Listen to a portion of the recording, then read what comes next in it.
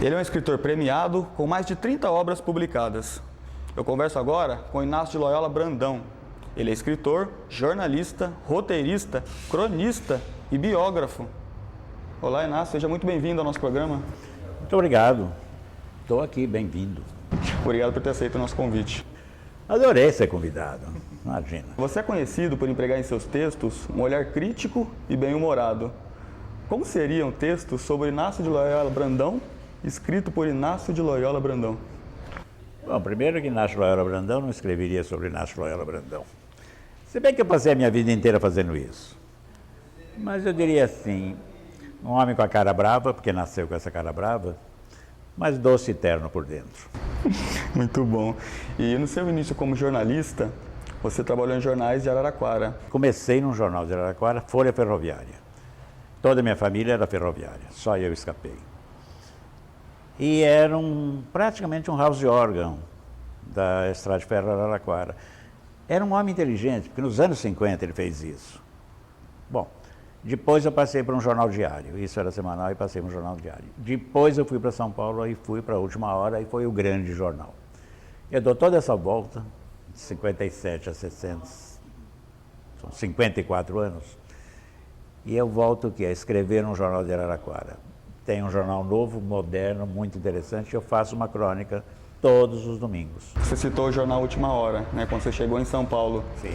Lá, quando você foi tentar uma oportunidade, você passou por uma experiência muito interessante. Fala um pouco pra gente sobre isso. Aquela experiência chama Audácia do Ignorante. Porque o dia que eu cheguei, eu fiquei procurando emprego durante 10 dias, e aí encontrei um conhecido de Araraquara que já estava na Última Hora há vários anos. Ele me levou no jornal e me apresentou para o diretor de redação. E o homem falou, venha aqui amanhã. No dia seguinte, quando eu subi, era uma escada no primeiro andar, ia subindo uns 8 ou 10 jovens como eu. E eu olhei para eles, todos os jovens de São Paulo, bem vestidos. Falei, vocês são repórteres aqui? Não. Porque tem um emprego aqui, está todo mundo procurando. Eu falei, será que eles vão pegar o meu? Mas o chefe de reportagem mandou sentar lá e esperar. 2 da tarde, 3 da tarde, 4 da tarde, 5 da tarde, 6 da tarde, nada. Nesse momento ele chamou um repórter, que aliás já morreu, era o repórter principal do jornal, uma grande cabeça, Dorian Jorge Freire. Falou, Dorian, liga para o Hotel Otton, porque tem alguém lá com o nome Eisenhower. Naquela época, os hotéis ligavam para os jornais dizendo que tem alguém aqui que pode ser famoso. O Dorian ligou, o hotel ligou direto, e o americano chamado Eisenhower atendeu. Aí o Dorian falou, o Celso Jardim, o chefe, o homem está aqui. Ele falou, pede uma entrevista, falou, mas eu não sei falar inglês. Aí o Celso Jardim começou a ver quem na redação da turma dele falava inglês. Nem o chefe do caderno de variedades falava. Aí ele virou para aquele grupinho e falou, alguém de vocês fala inglês? Os outros ficaram quietos, eu falei, eu falo. Eu falava inglês no ginásio, porque eu tive um professor maravilhoso, entende? Era incrível. Eu falei, eles não sabem, o que eu sei é melhor que o deles. Aí eu fui para o telefone e falei para o homem, eu falo mal, eu falo coisas, então o senhor fale devagar. Eu sou de um jornal e quero uma entrevista. Ele falou, pode vir. Aí eu falei, olha, é só o senhor mandar lá o moço. Falei, mas vai mandar você, que é o único que fala. Eu não sabia nem andar na cidade. Aí fui, era um homem, um arquiteto, ele era primo do Eisenhower, que era então presidente dos Estados Unidos. O famoso Ike, que foi o homem que comandou a invasão na Normandia e tal. E era bastante interessante que ele era um arquiteto teatral. E a gente foi conversando, eu gostava muito de teatro, sabia coisa. E aí, quando eu não entendia, ele escrevia a palavra, ele fez desenho. E eu fiz uma matéria que deu chamada de primeira página. Chamada de primeira página era uma consagração.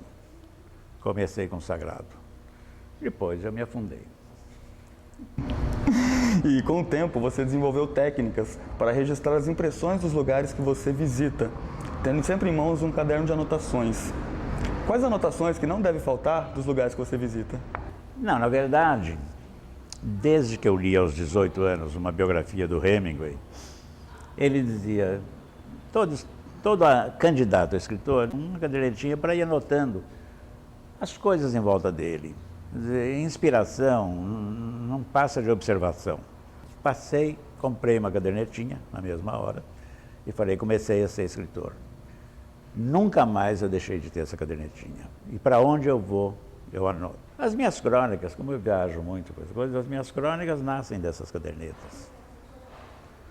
Por exemplo, eu fiz uma observação quando eu vinha do aeroporto. Por que não é uma cidade arborizada, quente desse jeito? O que as pessoas estão fazendo cada vez mais? Eu vim de uma cidade quente, também Araraquara, mas Prudente é mais. E numa cidade desse tamanho, deve ter 200 e poucos mil habitantes, custa plantar árvore. Em julho de 76, a polêmica Obra Zero, ela foi premiada como melhor ficção e foi censurada logo depois, em novembro do mesmo ano. Foi proibida. Né? Como você vê o papel da crítica literária hoje? Qual crítica literária? Se você me disser aonde que estão os críticos, eu te digo o papel que eles deveriam ter, mas não tem mais crítico. O que a gente tem são resenhadores.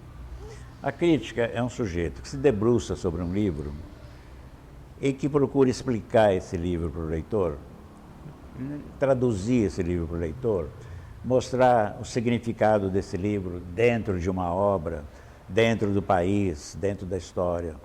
Um parâmetro para nós que escrevemos, isso não existe mais. Nós escrevemos soltos no ar, a gente vai.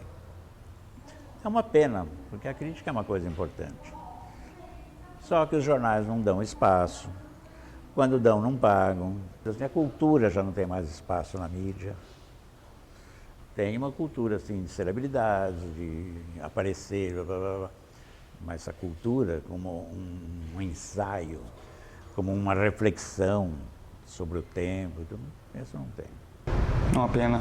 Lamento muito. Inácio, você se diz um perpétuo indignado. A internet ela possibilitou que as pessoas mostrassem, de maneira mais abrangente as suas indignações. Você acredita que o público está preparado para fazer críticas indiscriminadamente? Olha, indignação é uma coisa que desapareceu. Aí você me pergunta café com indignação. Gente, o que está acontecendo nesse país é uma coisa absurda, louca e catastrófica.